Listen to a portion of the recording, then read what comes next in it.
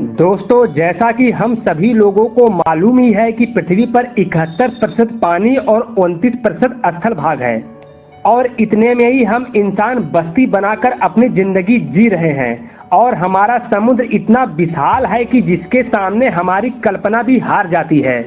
यह समुद्र इतना विशाल व इतना गहरा है कि इंसानों को इस गहरे समुद्र को जानना मुश्किल ही नहीं नामुमकिन है। समुद्र की रहस्यों में एक रहस्य है टाइटैनिक की। इस जहाज के डूबने के 73 सालों तक किसी को यह पता नहीं चल पाया है कि जहाज कहाँ डूबा है और किस अवस्था में मौजूद है। 15 अप्रैल 1912 को यह खूबसूरत अनोखा जहाज डूबा था, जिसके लगभग 73 सालों बाद यानी 1985 में टाइटैनिक को ढूंढा गया। लेकिन इसे ढूंढने के 35 सालों बाद भी जहाज को समुद्र के गहराइयों से अभी तक निकाला नहीं जा सका है। आज की हमारी इस खूबसूरत वीडियो में हम टाइटैनिक जहाज कैसे व क्यों डूबा था इस विषय पर बात नहीं करेंगे, बल्कि यह जहाज आज भी समुद्र की गहराइयों से निकाला क्यों नहीं गया है इस विषय पर हम बात करेंगे। टाइटैनिक जहाज कैसे व क्यों डूबा था, यह शायद आप मूवी देख करके समझ ही गए होंगे कि यह जहाज कैसे व क्यों डूबा था। टाइटैनिक जहाज डूबने के बाद कई वैज्ञानिक इसे ढूंढने के लिए जी तोड़ मेहनत की और कई सारे मिशन बनाकर इसे ढूंढने की कोशिश की गई, लेकिन किसी को भी कोई सफलता हासिल नहीं हुई। और इसी बीच 1985 में एक आर्कियोलॉजिस्ट रॉबर्ट और American navy officer will Titanic ढूंढने के मिशन पर निकल पड़े और टाइटैनिक कहां है और किस हालात में है यह पता लगाया। इनके टाइटैनिक ढूंढने के बाद कई गुप्त राजों का पर्दाफाश हुआ, जिसने पूरे दुनिया को हैरान कर दी। टाइटैनिक 12,000 फीट गहराइयों में डूबा था। ऑफिशियल रिपोर्ट के मुताबिक यह जहाज डूबने से पहले सही सलामत थी, लेकिन जैसे जैसे यह जहाज डूबता गया वैसे वैसे यह जहाज 2 हिस्सों में टूट गया। लेकिन ऐसा क्यों हुआ? Titanic the new evidence report में यह बताया गया है कि टाइटैनिक आइस बर्फ के टकराने से नहीं डूबा था, बल्कि टाइटैनिक में आग लगने की वजह से यह जहाज डूबा था। खोजियों को जब जहाज का मलबा मिला तब उन्होंने यह पाया कि इसमें मौजूद सभी चीजें वैसे की वैसे थी। इस जहाज को बाहर निकालने की बहुत बार कोशिश की गई, पर कोई भी इस जहाज को निकाल नहीं पाया, क्योंकि हर कोई जान गया था कि इस जहाज को निकालना नामुमकिन है।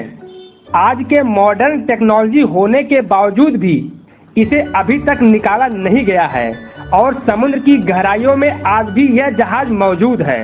आमतौर से डूबे जहाज को जिस तरीके से निकाला जाता है, टाइटैनिक को वैसे निकाल पाना नामुमकिन है, क्योंकि यह जहाज हमारे अनुभव से भी बड़ा है। शुरुआत में कई वैज्ञानिकों ने इसे निकालने के लिए बहुत बार कोशिश की, जो सबसे पहले पिक बॉल की मदद ली थी। वैज्ञानिकों ने सोचा अगर इसे डूबे जहाज में भर दे ताकि यह बॉल ऊपर की तरफ दबाव डाले और ऐसा करके सबमरीन से जहाज को बाहर निकालना मुमकिन हो। ऐसा नहीं हो पाया।